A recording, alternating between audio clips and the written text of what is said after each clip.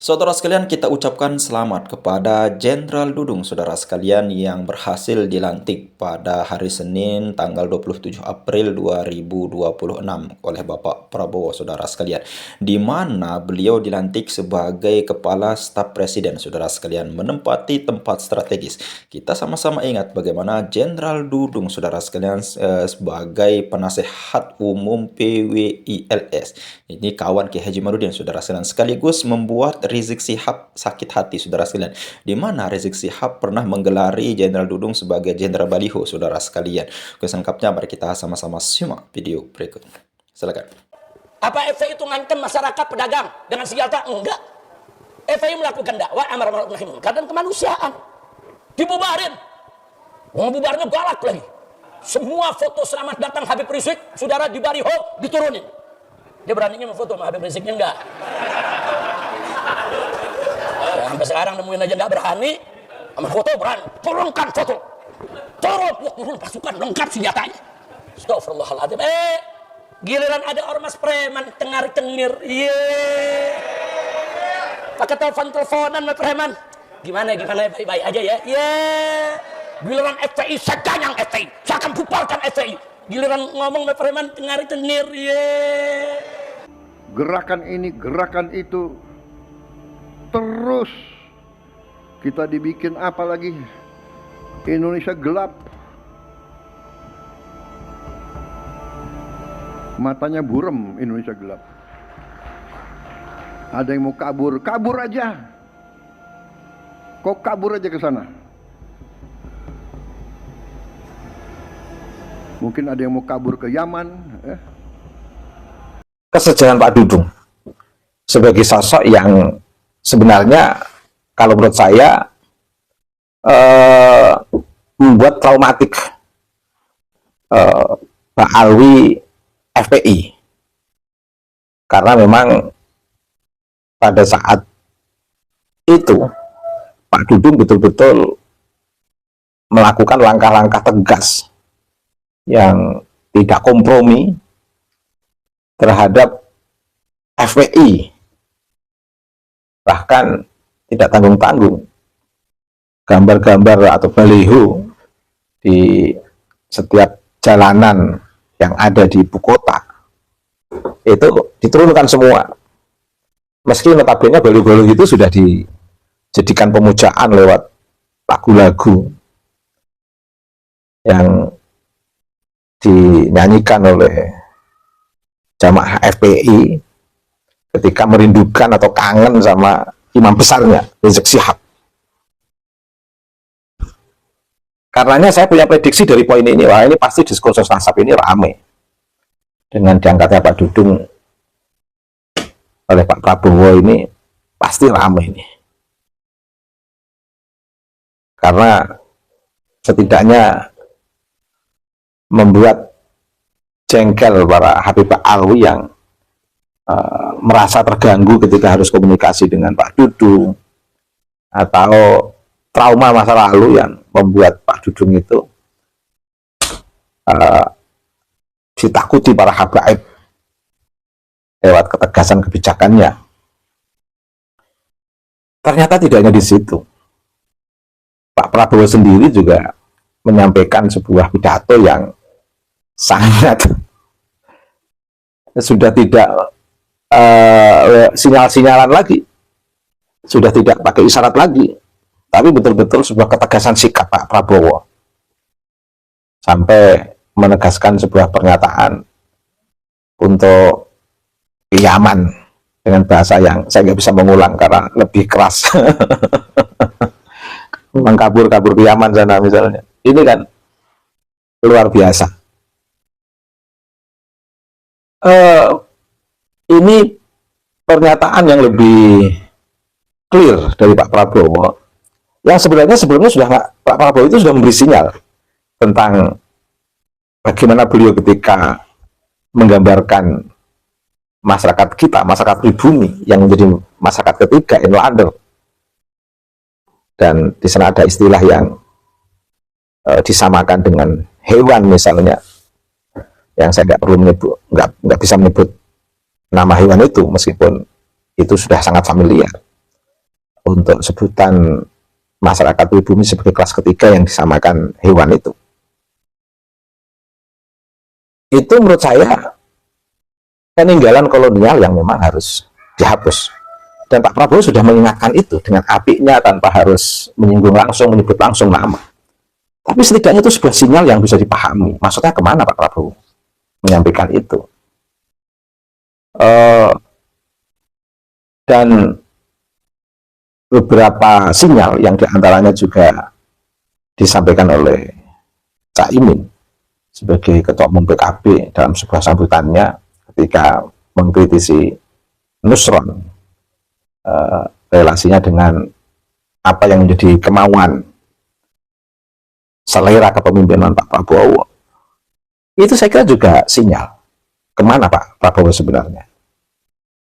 Dan saya yakin Pak Prabowo juga membaca fenomena perkembangan diskursus Nasabi ini, apalagi dalam diskursus Nasabi ini pihak dari klan Pak Alwi sudah betul-betul ada yang membelokkan sejarah bangsa ini, dan itu dipaparkan, dapat respon keras dari Prof. Anhar Gonggong, seorang sejarawan Indonesia yang betul-betul memiliki kapabilitas keilmuan yang luar biasa, pertanggungjawaban akademik yang luar biasa, dan yang paling mahal dari Pak Anhar Gonggong adalah komitmen beliau terhadap sejarah bangsa ini.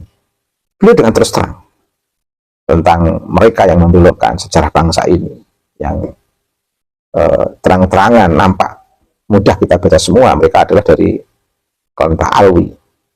Saya kira Pak Prabowo juga sudah mendengarkan apa yang dinyatakan oleh Prof. Anhar Gonggong, dan banyak lagi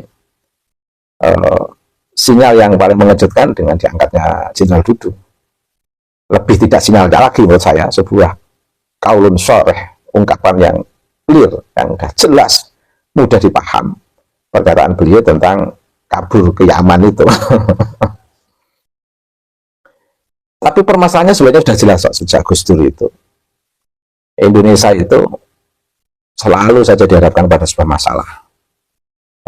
Karena memang ada sosok yang sudah menjadi warga negara, tapi polanya pola Arab, bukan pola kewarganegaraan Indonesia sesuai dengan masyarakat Indonesia.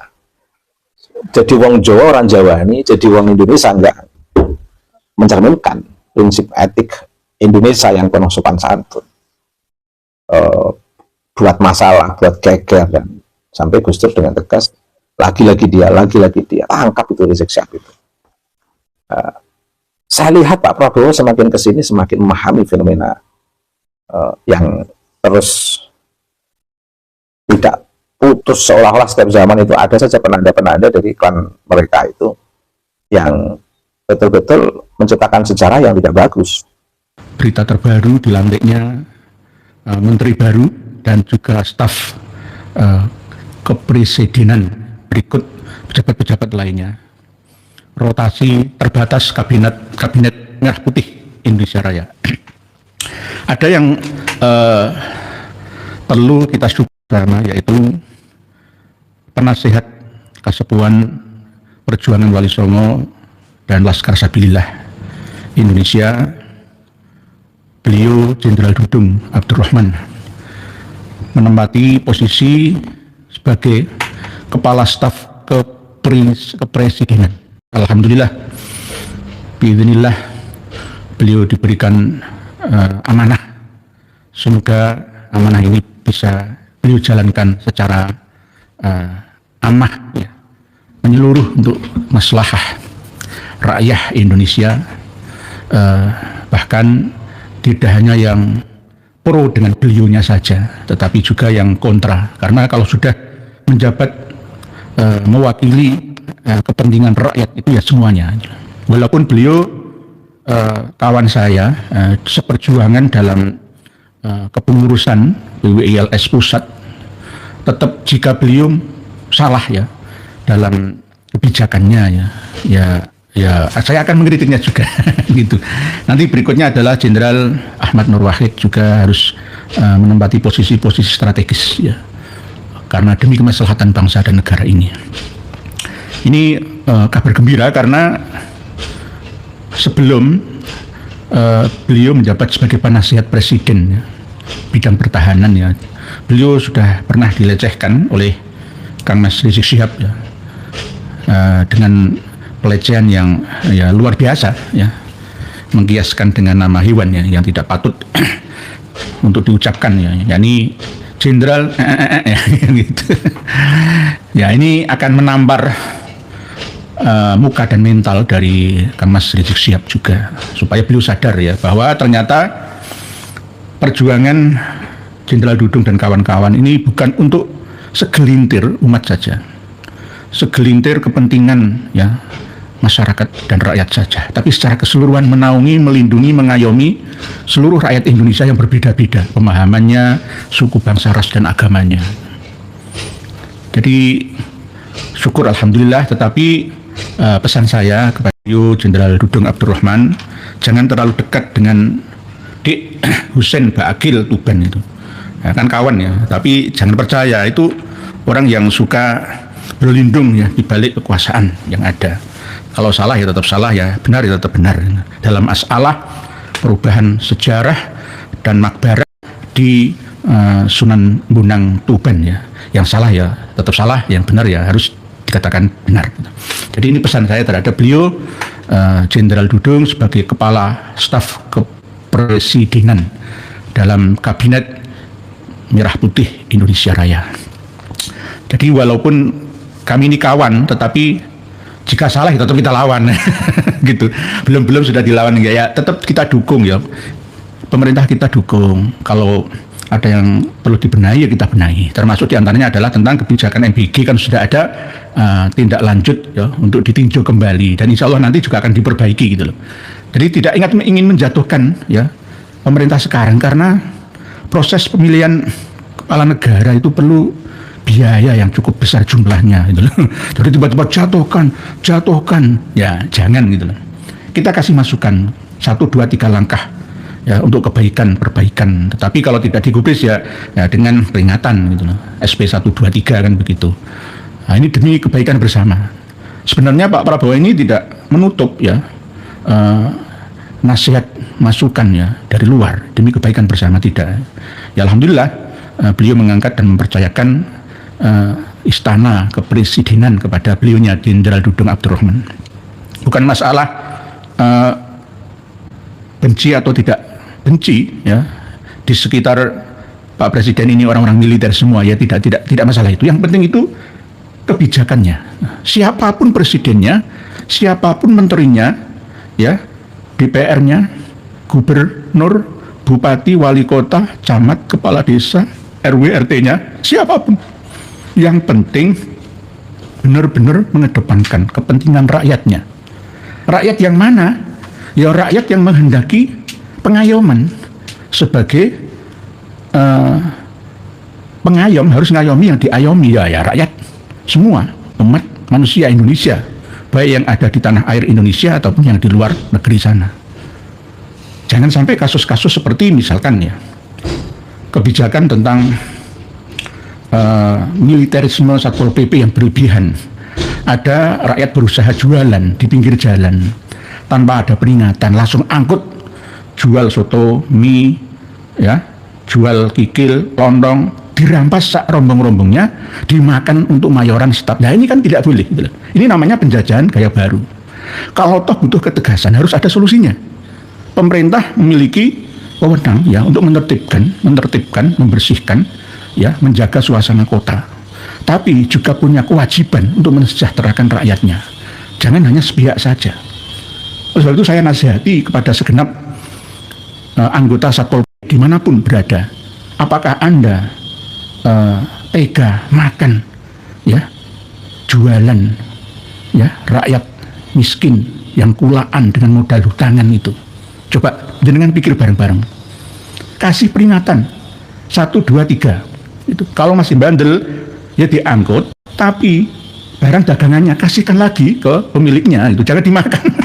Piye to iki? Ini namanya penjajah gaya baru. Yang jajah bukan Walanda dan Jepang, tapi yang menjajah bangsa kita sendiri. Nah, apa bedanya? harus diterapkan benar-benar anggota Satpol PP ini dengan pendidikan hukum, ya, Pancasila, Undang-Undang Dasar 45 dan hukum-hukum yang berpihak kepada rakyat, bukan berpihak kepada pejabat. Di Klaten, di Sumatera Utara ada ratusan miliar, ya, uang hilang di dalam tabungan rekeningnya. Siapa yang bertanggung jawab mengembalikannya? Nah, ini yang penting gitu.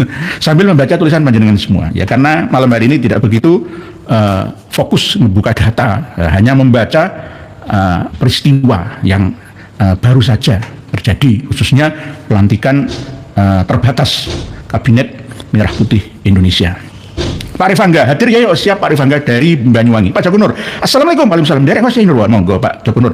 Semoga Allah Subhanahu wa taala selalu memberikan kesehatan, keselamatan kepada Nur dan yang tentu. Amin. Matur suwun Pak Joko Nur dari Tangerang, Banten. Pak Tarmu di channel hadir ya, dari semoga bermanfaat. Amin. Monggo matur suwun, tafadhol. Silahkan. Please. Toko Suryo, maju Jenderal Dudung bersama sesama Duriat Wali Songo asli Duriat Nabi di Nusantara. Nggih. Jenderal Dudung itu kalau dirunut ya sampai ke Syarif Hidayatullah. Ya cuma jangan mengedepankan nasab keturunan. Lebih baik anaknya tukang becak tapi dia mampu kuliah mendapatkan gelar sarjana S1, S2, S3 daripada anak kiai, anak ningrat tapi nggak pernah sekolah atau kuliah.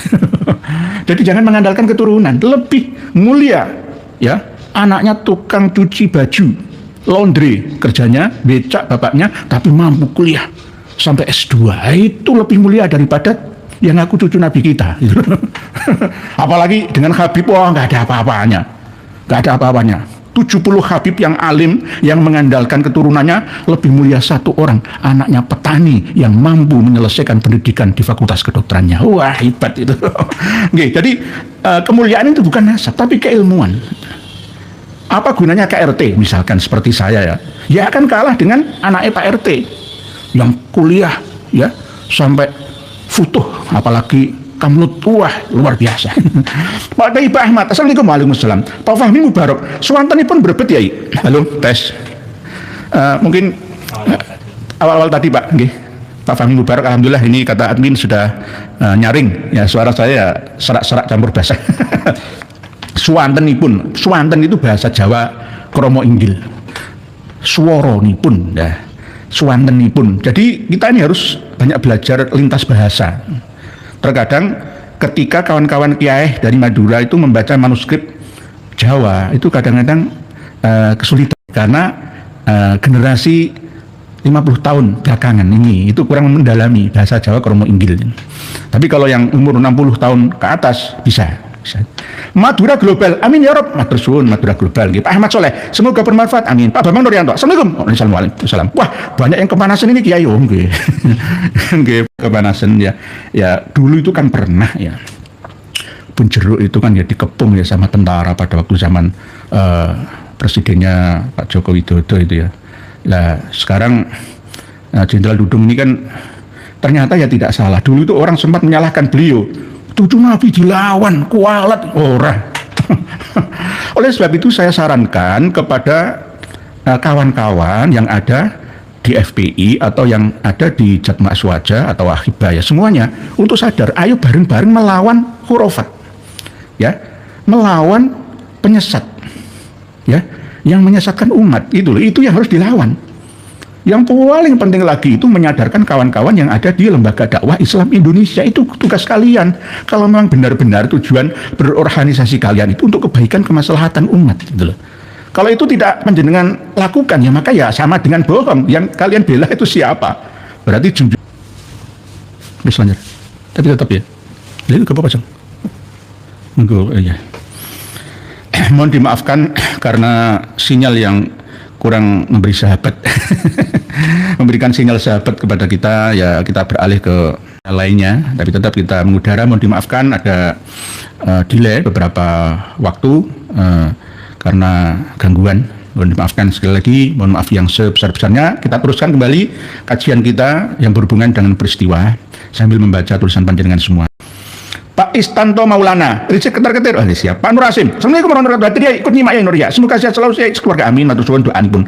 Atsam, Assalamualaikum Yi, dari Madura Pamekasan. Oh siap, dari Pamekasan, nggih. Silahkan dari Pamekasan. Antara Pamekasan dengan Pamalingan itu sama. Tadi bahasa dulu itu antara mekas itu wasiat, pesan-pesan. Pesan itu sama dengan weling. Weling itu ada nama ular, ulo weling, ulo ular, weling itu sama dengan ya titip pesan, ya wasiat sama Pamekasan, Pamelingan. Menuju ke arah barat ke Pamadegan, Sampang. Menuju ke arah barat daya lagi yaitu Palakaran, Arusbaya, Bangkalan. Oke, monggo silakan. Didit Dinarta. Assalamualaikum warahmatullahi wabarakatuh. Teruslah berjuang untuk meluruskan sejarah perkembangan Islam di Nusantara. Siap insyaallah. Oke. Pak Muhammad Arifin.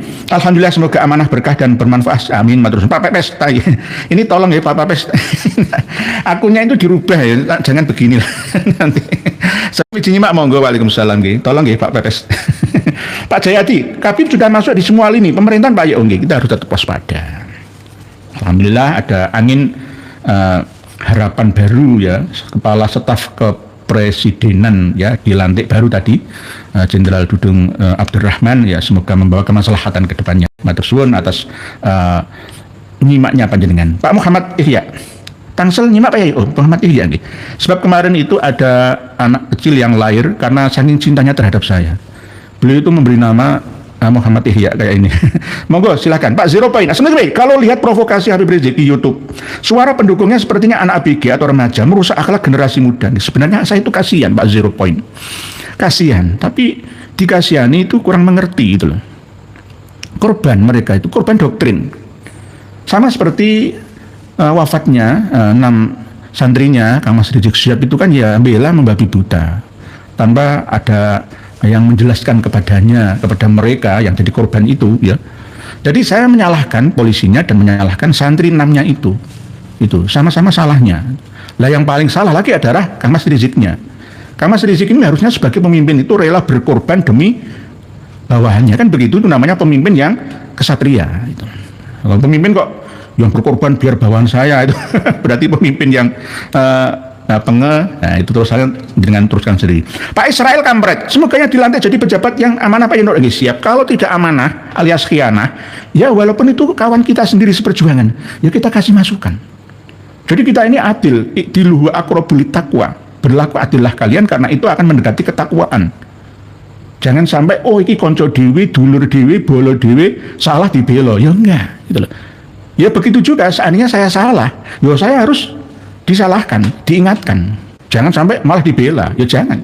Ini namanya keadilan, ya, dalam agama dan negara, hukum negara, begitu.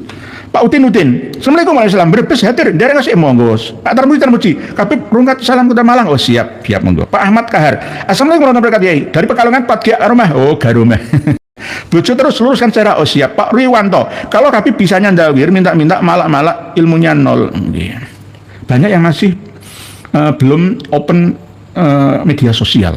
Habib yang sepuh itu loh, ya, belum pernah megang ya HP canggih, akhirnya belum pernah menerima nasihat tentang leluhur mereka bahwa mereka itu bukan cucu Nabi kita, tapi hanya ngaku-ngaku saja. Ini ya perlu terus disampaikan kepada mereka semua gitu loh. Kalau yang muda-muda ini mulai berkelit ya melawan, tapi yang tua-tua ini kan perlu disadarkan, baik yang ada di Indonesia ataupun yang ada di Tarim Yaman sana itu. Oke, Butati Artati, Banyuwangi nyimak semoga itu bersih dari Habib. Oh harus, Butati Artati wajib. Selain bersih dari habaib, juga harus bersih dari mukibin. NU ke depan itu harus bersih dari Habib dan mukibin. Kalau tidak, maka NU masih tetap dalam ancaman. Ancaman apa? Ya perselisihan, permusuhan, pertengkaran antara sesama umat Islam. Kalau umat Islam yang mayoritas ya di negara kita ini persulayan, ya maka Indonesia sulit menghadapi kemajuan, mencapai kemajuan dalam peradaban ilmu pengetahuan itu. Nggih Bu Hati Pak Iman Mantoswito. Wono gini direk Mbak Yesu Genggalu mugi panjenengan karahayon. Monggo nggih, silahkan nggih. Pak Moh Saifuddin. Assalamualaikum. Yai, pasti Rizik Syihab kejang-kejang nih. Jenderal Dudung diangkat dari KSP. Nggih, semoga tidak jantungan. Alhamdulillah, terima kasih Pak Prabowo telah mendengar keluhan dari BWLS yang sama didolimi tapi tetap tidak melawan ya, tidak bikin kerusuhan ya, diancam-ancam tetap mendoakan ya. Pak Jenderal Dudung ini kan dihina-hina tapi ya beliau ya tetap diam saja, alhamdulillah, dengan senyuman saja. Senyum tersenyumlah. Nanti orang yang menghina-hina itu akan jatuh dengan sendirinya. Dek Bahar Sumet menghina Baji Roma Irama, disenyumi saja. Senyum tersenyumlah kala kau berjumpa dengan sesama. Akhirnya beliau jatuh, sudah nggak berani bangkit lagi. Dek Bahar Sumet itu mau bangkit kayak apa? Disenyumi. Karomahnya lagu Roma Irama, lagunya beliau, langsung jatuh. Itu baru lagunya, belum gitarnya. Pak JJ Gara, Bu Muiz, prihatin sesama muslim masih bertikai, sementara Iran begitu hebat melawan Dajjal, Amerika, Israel. Enggak. Kita ini kadang-kadang masih tersandera dengan khilafiyah yang ada. Masalah berjanjinan, masalah tahlilan, masalah istighosahan, masalah ziarah wali songo diperdebatkan, diperuncingkan perbedaannya sampai menyebabkan kemunduran umat Islam itu sendiri. Ayolah kita berpikir rasional dan mengedepankan intelektual, gitu loh. Jangan sampai membahas sesuatu yang tidak produktif. Oke, masalah ziarah wali songo, wali pitu, wali limo misalkan, ya kita luruskan jika ada pembeloan. Tidak perlu kita larang, kita haramkan, bid'ah, dalalah, sesat, enggak seperti itu. Apalagi tentang tahlil, wah itu kata Hadratus Syekh Yahya Hasyim Asy'ari melarang, misalkan, melarang maulid, melarang, kita luruskan. Tahlil itu bisa untuk perjuangan, gitu loh. Dengan berkumpulnya banyak orang, kita punya kesempatan untuk menyampaikan peringatan amar ma'ruf nahi mungkar, begitu loh. Dan di situ pun tahlil itu tidak meratapi, ya, tidak mencaci maki mayit. Cuma harus direformasi tentang konsumsi, makan, minum-minuman itu yang harus direformasi. Kalau masalah tahlilannya itu nggak masalah. Tahlil itu membaca la ilaha illallah, kalimah thayyibah dan sedekah yang dihibahkan, hadiahkan kepada almarhum, almarhumah. Jadi yang pro tahlil dan yang kontra tahlil, ayo sudah selesai. Perbedaan itu nggak perlu dibuka terus, diangkat terus ke permukaan. Umat Islam nggak bisa maju. Ini Ibu Muiz memperingatkan kita. Wong Iran sudah berani melawan Dajjal dan Israel yang sebenarnya Amerika, Indonesia lah masih bertikai dengan satu sama lainnya, rebutan nasab. Pak Abdi Aras, Pandeglang Nyimak Yai, semoga selalu diberi kesehatan karena Pak Yai yang selalu memberikan pencerahan sama-sama. Pak Abdi Aras, sama-sama kita berjuang. Sama-sama. Dulu kita mengakses kajian-kajian seperti ini sulitnya luar biasa.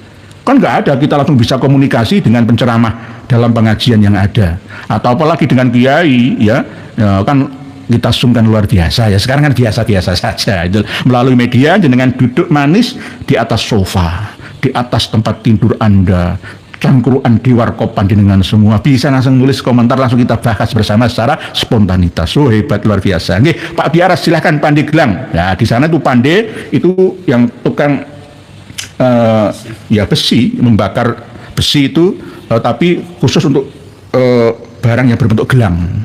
Berarti Pandeglang, Pandeglang, bukan Pande Arit, Pande Pacul, tapi Pandeglang, gelang-gelang. Zaman dulu itu memang untuk memproduksi gelang-gelang itu dari Pandeglang.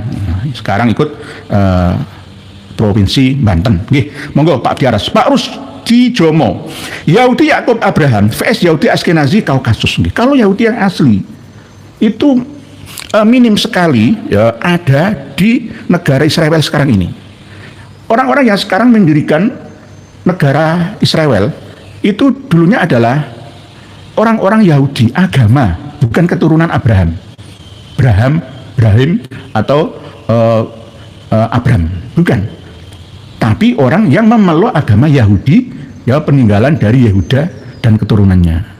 Yang akhirnya tahun 1948 mendirikan negara hasil rampasan dari tanah yang dijanjikan katanya rakyat Filistina itu, atas pertolongan bantuan dari Inggris, dari Britania.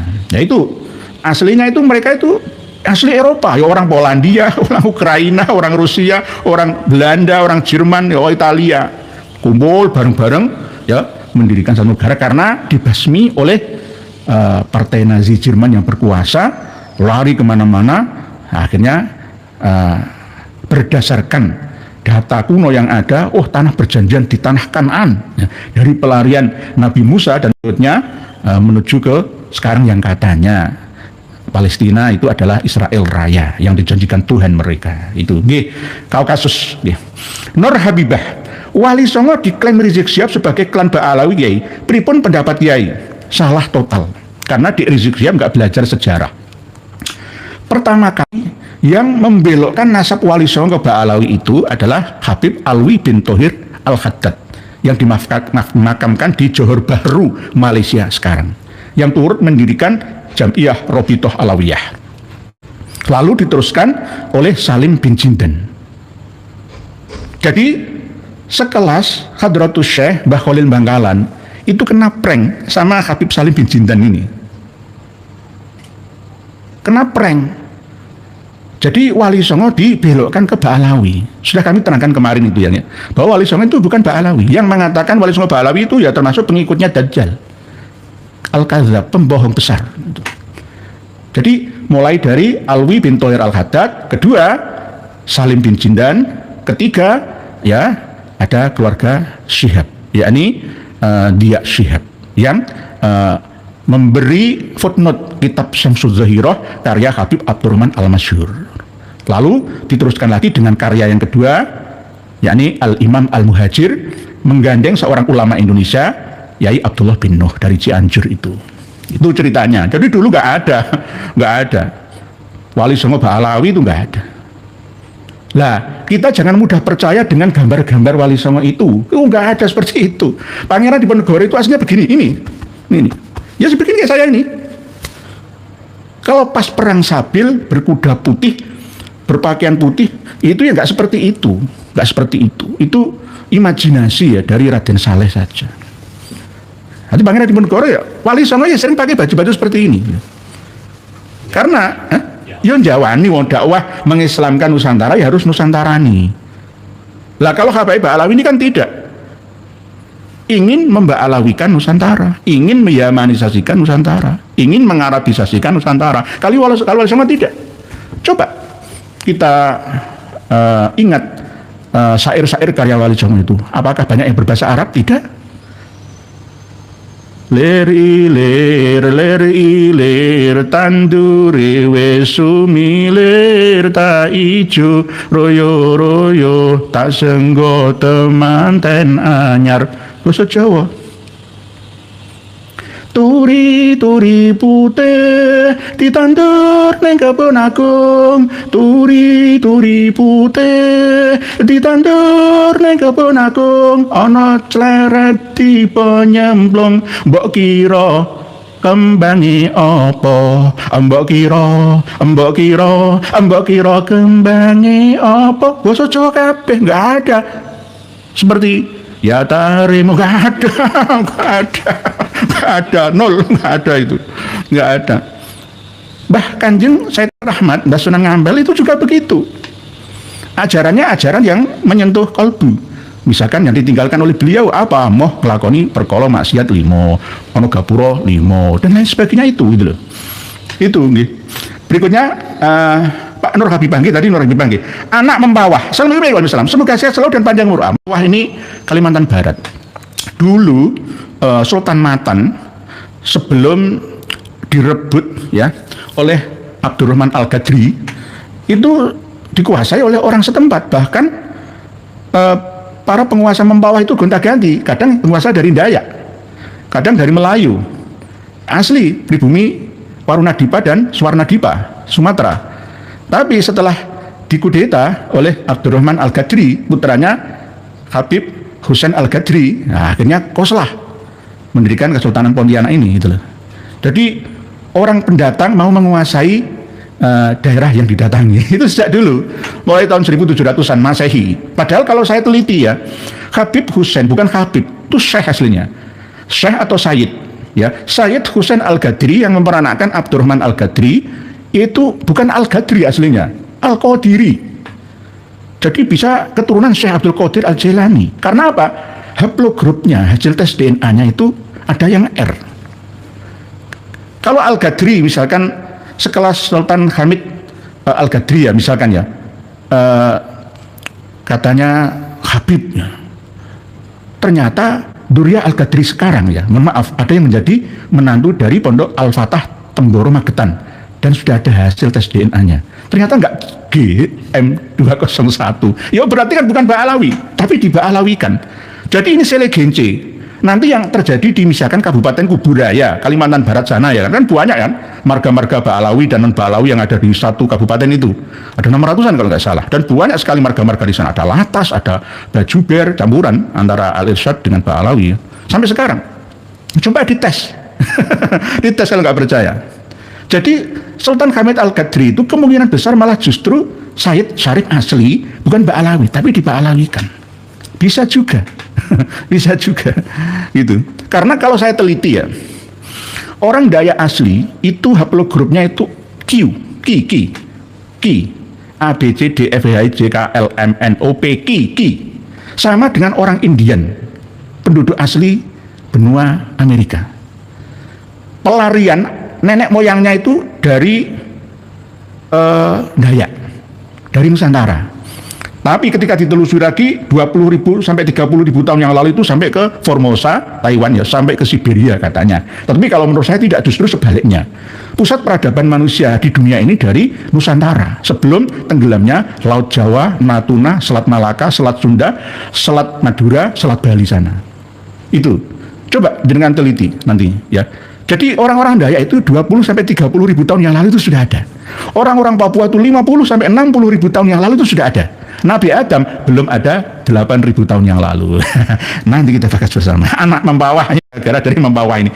Pak ini urus Vita, bravo Kiai. Luruskan sejarah bangsa Indonesia yang dibelokkan Habib dan Mukimin para penipu pembohong pendusta. Insya Allah siap, dengan penuh resiko. Pak Abdul Afdol, siap Kiai, mugi barokah sehat walaupun amin. Pak Sarif Nur Zaman, memonitor program kerja di kementerian dan menjembatani keluhan dan aspirasi rakyat untuk dapat segera. Selamat atas pelantikannya, kami ucapkan selamat atas dilantiknya Jenderal Dudung Abdurrahman, semoga amanah membawa maslahah untuk bangsa dan negara. Beliau saya percaya tidak membedakan mana ras, suku dan bangsa atau agamanya. Pokoknya itu manusia, beliau akan memanusiakannya. Kalau sampai salah, saya juga akan mengingatkannya. Jadi kita ini adil, itu salah ya salah. Gitu, nggak boleh salah dibenarkan. Pak Sukijo, assalamualaikum warahmatullahi wabarakatuh. Beliau sudah memegang buku saya. Beliau sudah memegang buku saya. Nanti kalau saya mau ke istana ya mudah karena ada beliaunya. Terus terima kasih. Pak Sukijo, assalamualaikum warahmatullahi wabarakatuh. Bandung derek ngaos pelantikan berarti pemerintah mulai sinkron dengan rakyat Pak Kiai Inggris, semoga saja tidak membedakan. Rakyat kita ini sudah jenuh dengan perselisihan. Ayo kita rangkai dan rajut persatuan. Sudahlah, ayo kita fokus untuk kemakmuran. Ya, nanti keberkahan yang ada di dalam perut bumi kita ini akan dikeluarkan semua. Kalau kita masih congkrah, masalah babi aja gegeran, bagaimana? Ya ora iso diangkat keberkahan bumi kita, langit dan lautan kita, gunung-gunung kita. Sabu-sabu. Ikan sapu, ngurus ikan sapu-sapu saja iso maju ya. Ya nyapu-nyapu koruptor disapu-sapu supaya hilang kan begitu. Kok masalah ikan sapu-sapu yang difatwakan. Nganggur kok. Fatwa nganggur ini. Pak Ahmad Kahar, yang pertama melantunkan sholawat tarim siapa Yai? Almarhum, pengarangnya itu namanya Habib Hasan bin Ja'far As-Segaf, pendiri dan ketua Nurul Mustafa Jakarta, yang sekarang diteruskan oleh adiknya dan anaknya dua itu. Saya bahkan pernah merekomendasikan dibubarkan saja Nurul Mustafa itu jika tidak memenuhi persyaratan yang ada, termasuk diantaranya adalah memperbaiki ajaran agamanya. Di sana penuh dengan doktrin, sampai sekelas misalkan ya Syakir Daulah itu kan menggambar di sana, sekarang kuliah di Yaman sana. Akhirnya terkontaminasi dengan ajaran-ajaran khurafat. Orang-orang baik produktif seperti itu ya harus dididik dengan ilmu pengetahuan supaya Indonesia berperadaban. Siapa lagi nanti yang akan meneruskan bangsa dan negara ini kalau tidak mereka-mereka, gitu loh. Kok malah didoktrin dengan ya nah kuburan keliling nang kuburane Habibie duwei lampu-lampu diskoan. Aduh. Wong Iran sudah berani melawan negara adidaya, malah Indonesia malah ngurusi kuburan. Pak Ahmad Gargi, Pak Kusno Al-Farisi, assalamualaikum warahmatullahi wabarakatuh. Derek ngaos terus suarakan kebenaran biar masyarakat semakin siap. Sama-sama, kita ini tidak ada yang paling pinter, paling bener, paling bersih, ya, paling suci, nggak ada, sama-sama kita. Oke saudara sekalian, luar biasa apa yang disampaikan oleh KRT Nuhya dan Kiai Haji Ubaidillah Tamamunji, saudara sekalian. Nah jadi kalau kita melihat bagaimana sepak terjang Jenderal Dudung ini luar biasa tegas, saudara sekalian. Dan memang beliau sangat-sangat dimusuhi oleh para habaib, saudara sekalian, di mana para habib tidak bisa mengatur beliau ini, saudara sekalian. Bahkan Jenderal Dudung pun pernah diserang ketika statementnya yang mengatakan bahwasanya kita tidak perlu berdoa dengan Arab, saudara sekalian. Ya memang meskipun kita kurang setuju dengan itu, saudara sekalian, namun beliau tetap tegas. Ketika mau diatur oleh Rizik Syihab, beliau tegas tidak mau diatur, bahkan sempat bermusuhan dan diberi gelar oleh Rizik Syihab sebagai Jenderal Baliho, saudara sekalian. Nah, kalau kita melihat sepak terjang daripada Jenderal Dudung pada tahun 2024 atau 2025, saudara sekalian, beliau dengan tegas diangkat oleh Kiai Haji Muhyiddin dan kawan-kawan, saudara sekalian, sebagai penasehat PWILS. Nah, jadi orang-orang PWILS, saudara sekalian, sudah menempati daripada tempat strategis terutama di istana, saudara sekalian. Dan pada akhirnya juga, saudara sekalian, Jenderal Nur Wahid akan dilantik juga, saudara sekalian. Kita tunggu saja kejutan-kejutan berikutnya. Ya mungkin hanya ini saja, mudah-mudahan bermanfaat. Sekian, Assalamualaikum warahmatullahi wabarakatuh.